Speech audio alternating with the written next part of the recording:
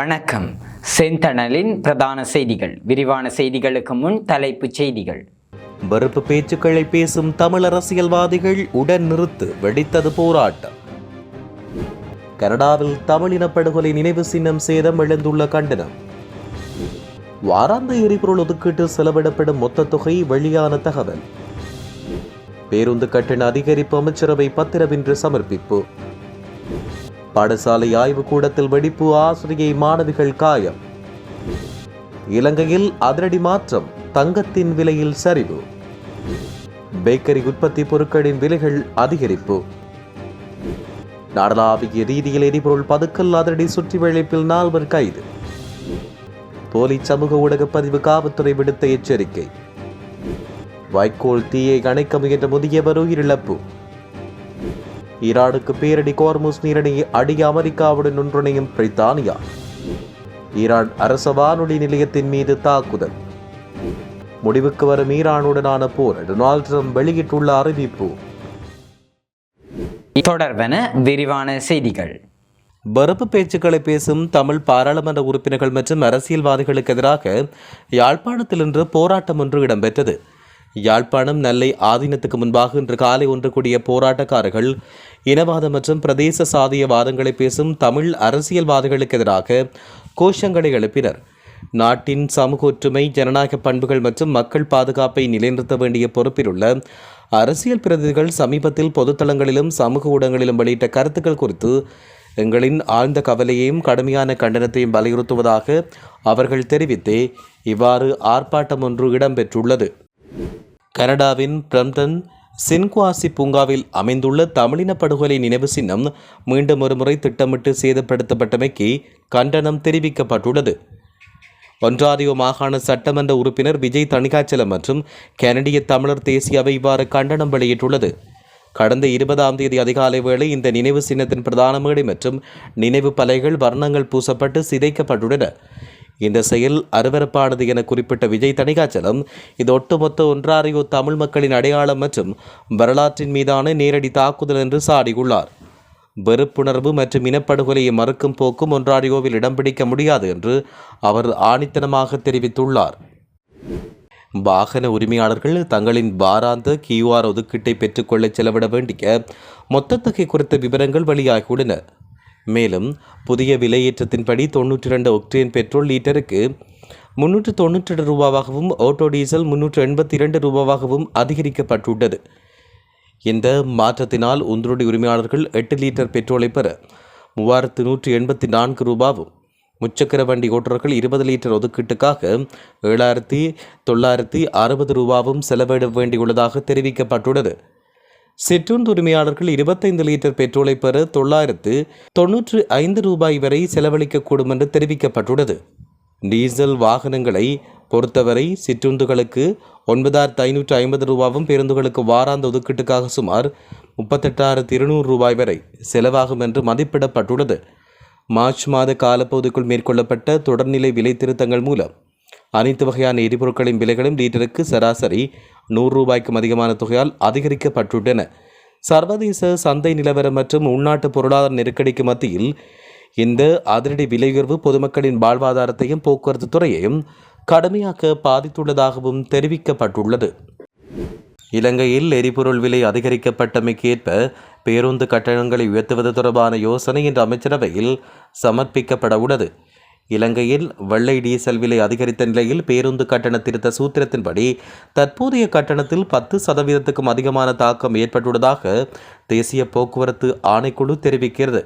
அதன்படி புதிய கட்டண உயர்வை நடைமுறைப்படுத்துவதற்கான அனுமதி கோரி அமைச்சரவை பத்திரம் சமர்ப்பிக்கப்பட்டுள்ளதாக தேசிய போக்குவரத்து ஆணைக்குழுவின் பணிப்பாளர் நாயகம் நிலான் பிரண்டா குறிப்பிட்டார். எனினும் பேருந்து கட்டண திருத்தம் நேற்று முதல் நடைமுறைக்கு வந்திருக்க வேண்டும் என பல பேருந்து சங்கங்கள் தெரிவிக்கின்றன. இது தொடர்பாக கலந்துரையாட தேசிய போக்குவரத்து ஆணைக்குழுவுக்கு சென்ற போதிலும் தமக்கு முறையான பதில் கிடைக்கவில்லை என்று சங்க பிரதிநிதிகள் குற்றச்சாட்டொன்றினை முன்வைத்துள்ளனர்.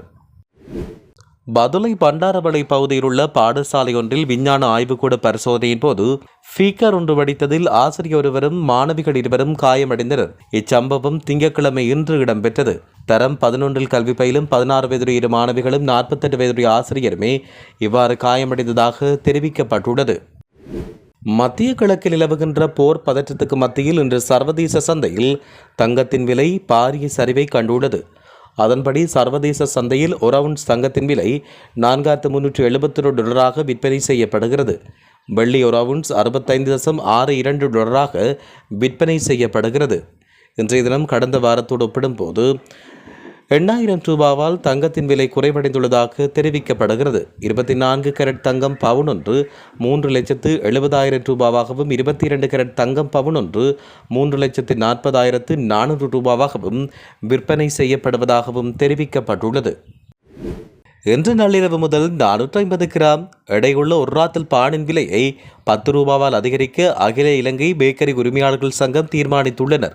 அதன்படி 450 கிராம் எடையுள்ள ஒரு ராத்தல் பானின் விலை $130 என்று அந்த சங்கம் குறிப்பிட்டுள்ளது. மேலும் ஏனைய அனைத்து பேக்கரி உற்பத்தி பொருட்களின் விலைகளையும் இன்று நள்ளிரவு முதல் $10 அதிகரிக்க பேக்கரி உரிமையாளர் சங்கம் தீர்மானித்துள்ளது. நாட்டில் எரிபொருள் மற்றும் போக்குவரத்து கட்டணம் அதிகரித்துள்ள நிலையில் வெதுப்பக உற்பத்தி பொருளின் விலைகள் அதிகரிப்பது தொடர்பில் தீர்மானிக்கப்பட்டது. இதுகுறித்து தீர்மானம் இன்று எடுக்கப்பட உள்ளதாக அகில இலங்கை வெதுப்பக உரிமையாளர் சங்கம் தெரிவித்துள்ளது. இதுகுறித்து ஆராய பேக்கரி உரிமையாளர் சங்கத்தின் உறுப்பினர்களுக்கிடையில் விசேட கலந்துரையாடல் ஒன்று இடம்பெற்றுள்ளது. அந்த வகையில் பானின் விலை அதிகரிக்கப்படக்கூடும் என்று அறிவிக்கப்பட்டுள்ளது. நாட்டின் நிலவும் எரிபொருள் நெருக்கடியை பயன்படுத்தி சட்டவிரோதமான முறையில் எரிபொருளை பதுக்கி வைத்த நபர்களை கைது செய்யும் நோக்கில் போலீசார் முன்னெடுத்த விசேட சோதனையில் 4 கைதாகிறார்.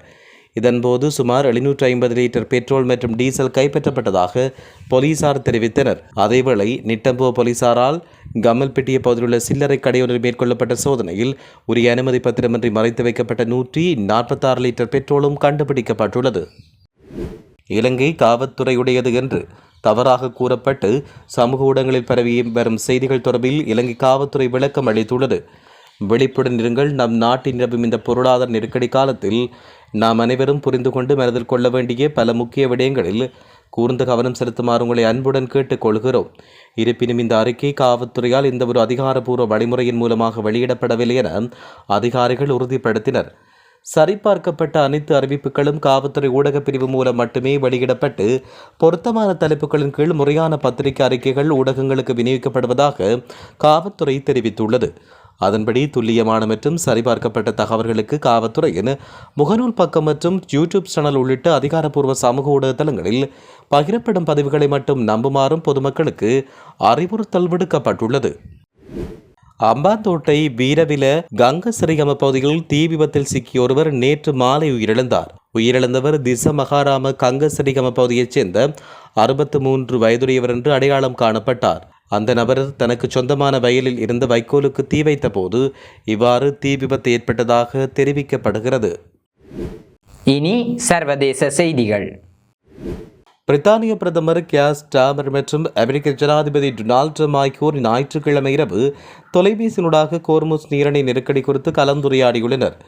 இந்த முக்கிய கடல் வழித்தடத்தை மீண்டும் திறப்பது உலக எரிசக்தி சந்தையின் நிலைத்தன்மைக்கு அவசியம் என இருவரும் ஒப்புக்கொண்டதாக பிரிட்டன் அரசாங்கத்தின் அலுவலகம் ஒன்று தெரிவித்துள்ளது. அத்துடன் அவர்கள் விரைவில் மீண்டும் பேச ஒப்புக்கொண்டதாக கூறப்பட்டுள்ளது.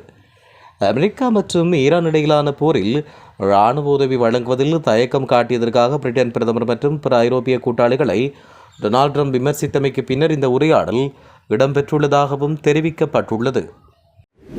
ஈரானின் அரச வானொலி நிலையத்தின் மீது இஸ்ரேல் நடத்திய தாக்குதலில் ஒருவர் உயிரிழந்ததாக சர்வதேச ஊடகங்கள் செய்தி வெளியிட்டுள்ளன. ஈரானின் தெற்கு கடற்கரையில் கோர்முஸ் நீரிணைக்கு அருகில் அமைந்துள்ள துறைமுக நகரமான பந்தர் அப்பாஸில் உள்ள ஒரு வானொலி நிலையம் மீது இந்த தாக்குதல் இடம்பெற்றது. ஈரானின் புரட்சிகர காவல் படையுடன் தொடர்புடைய அரை அதிகாரப்பூர்வ செய்தி நிறுவனமான தஸ்னிமி மேல்கூட்காட்டி இந்த செய்தி வெளியிட்டுள்ளது. இந்த வானொலி நிலையத்தின் மீது நடத்தப்பட்ட தாக்குதலில் மேலும் ஒருவர் காயமடைந்துள்ளார். இதேவேளை கடந்த 24 மணித்தியாலங்களில் ஈரான் மீது இஸ்ரேல் மற்றும் அமெரிக்கா நடத்திய தாக்குதலில் சிறுவன் ஒருவன் உயிரிழந்ததாக அமெரிக்காவை தளமாக கொண்ட மனித உரிமைகள் அமைப்பு தெரிவிக்கிறது.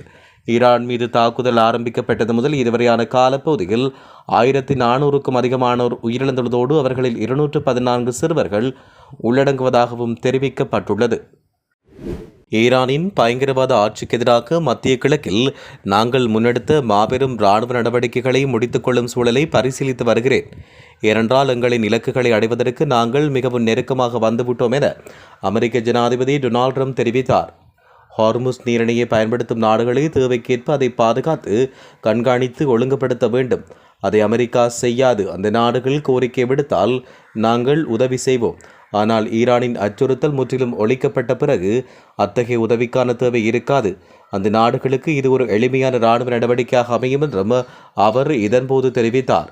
இதனிடையே ஹார்முஸ் நீரிணையை பாதுகாக்க தங்களின் படைகளை அனுப்ப மறுத்த நேட்டோ நாடுகளையும் டொனால்ட் ட்ரம்ப் மீண்டும் விமர்சித்துள்ளார்.